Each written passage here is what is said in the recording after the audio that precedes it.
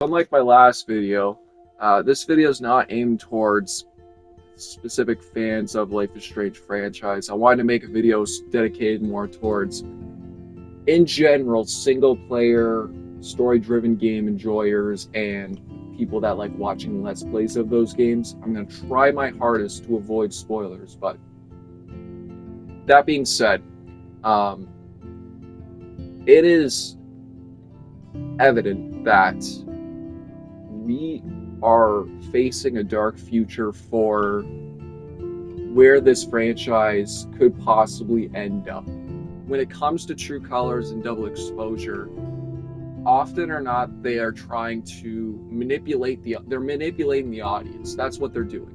And this is what actually, I would argue this is what Square Enix and just Deck Nine are doing in general.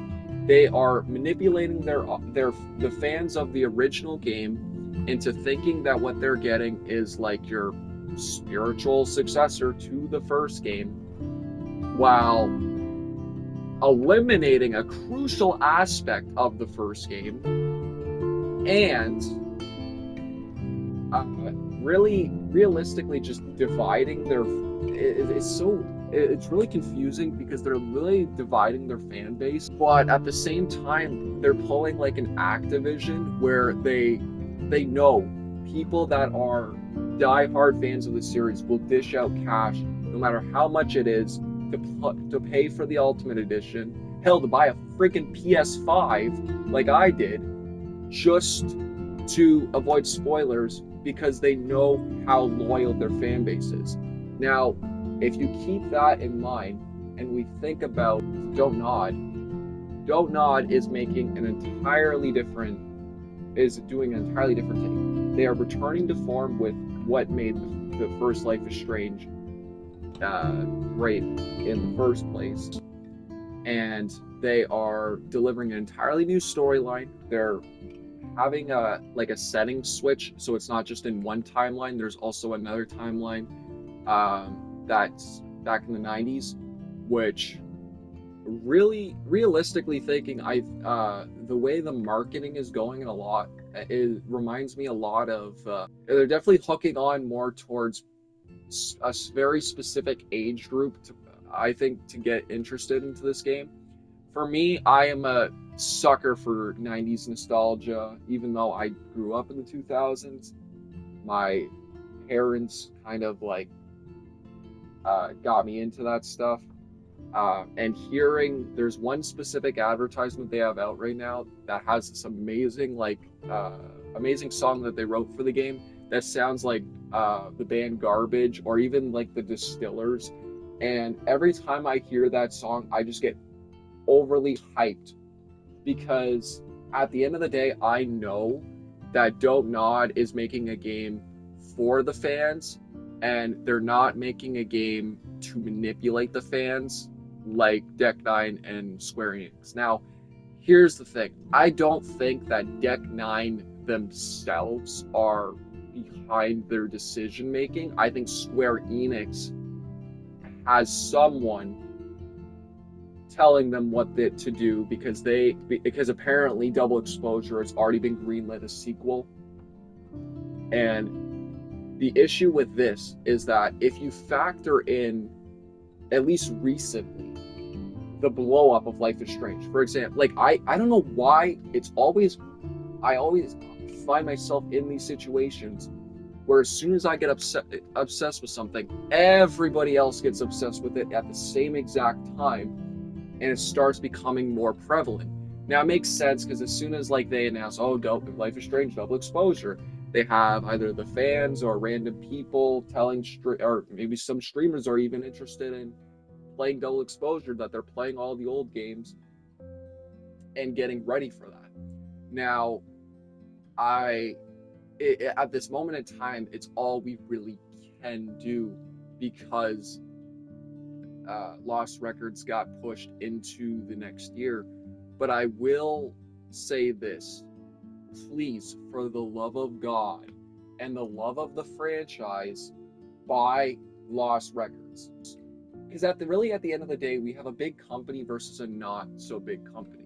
And do you want to buy a game that's focused so wholeheartedly on literally manipulating you into continuing to purchase and spending money.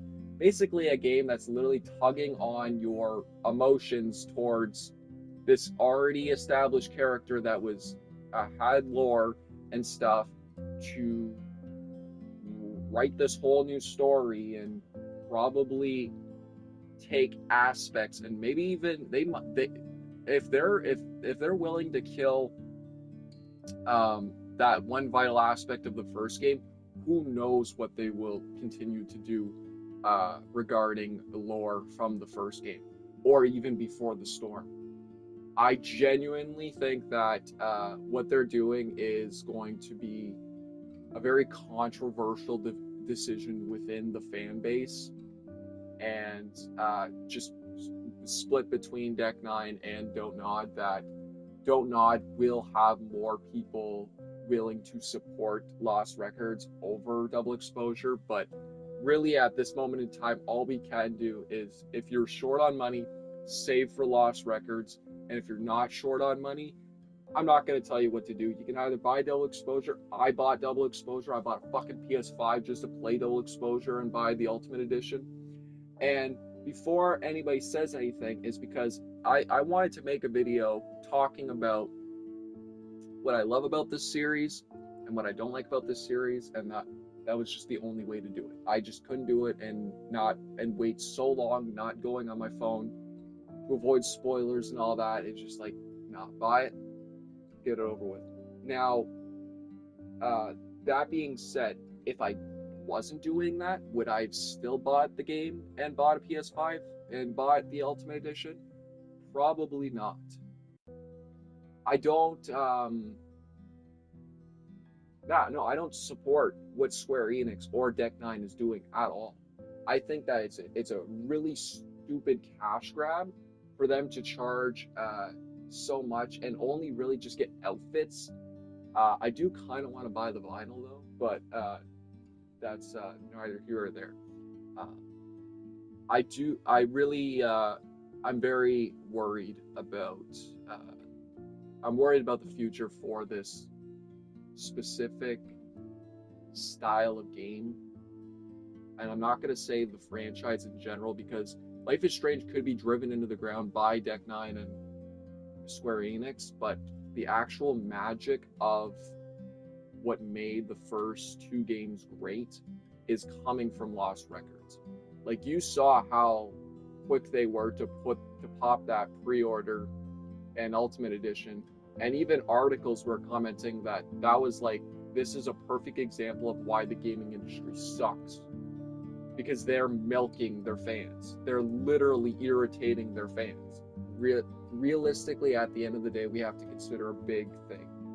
Do we want a game that's flawed but still has love put into it, like the first Life is Strange? I know that we're in different years now. It's not 2015 anymore. We can't get away with that stuff. But are we willing to accept that over a game that has so much money put into it, so much effort, but at the cost of alienating its fans of the original, and also milking them into paying more money for stuff that realistically they don't need to charge for? I would pick Lost Records over that. I don't care what I'm getting. I played a lot of bad games in my time. I played a lot of mid games. I consider Life is Strange, the first game, to be a so bad it's good type of game, that I'm willing to buy Lost Records. Lost Records has a lot of aspects that I love within media. The 90s era stuff, just the music in general. Characters it might take some time to get used to, but that's kind of how the first game is. Instead of having like more commercially Netflix original style writing that just comes straight out of Double Exposure. Someone mentioned this, and I think in a couple hour review of what they played, was that they don't seem to get the teen angst down correctly. in the first two games, which means the cringe factor will probably still be there. I don't really care. Uh, I feel like with nowadays all this, like with all the brain rot and stuff you hear on TikTok and just from kids in general, is that really going to be as bad as like what you hear nowadays? Probably not. It's going to be like some eye rolls and some like they could have wrote that better. But I don't think it's going to be so bad that you're going to hate it like some people really despise the first game. I think it will have its charm. I think it does. Like the style they're going for kind of reminds me a lot of people mention this a lot of like Stranger Things. There's a Netflix original I think called Mixtape. That's the first thing that I kind of thought of. And then there's supposed to be another game made by the creators of the Artful Escape that I'm definitely gonna buy. Also called Mixtape, which I also got Lost Records mixed up with. So, yeah.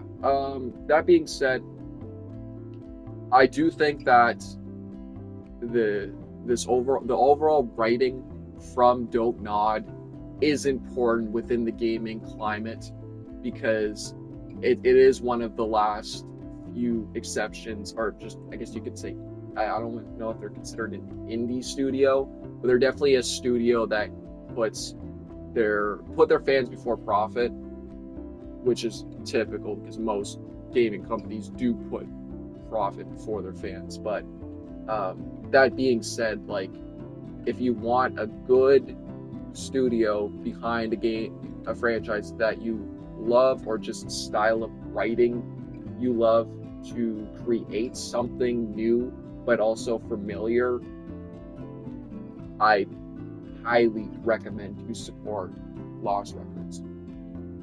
The other thing too is that I still feel like with nowadays and all of this like with like TikTokification of things, I think that this is more up the alley towards getting more young people to play games outside of Double Exposure. Double Exposure feels too real, too like, I don't know, 20-year-olds will play this and not teenagers will play this. And there's also some arguments that are like, do you really want that too? But no, I think to get more people to play Lost Records, it should be it should branch out between all, or the demographic between 15-year-olds up to probably about young or like 25. Probably 30-year-olds will also love it too. I think like more like 15 to 35. I know, like showing my mom the trailer for the game, like she's like, "Ooh, this looks good." So that's normally a good sign. I know this was a huge like ramble session, but really to articulate my thoughts for this specific discussion, I just feel like it wouldn't work out, and it just didn't need to be that long, that it makes more sense to just kind of cover everything all at once, and hopefully you got all that. That being said, support Lost Records. Fuck Square Enix. I mean, Square Enix sucks all in general, but yeah, that's all. Peace.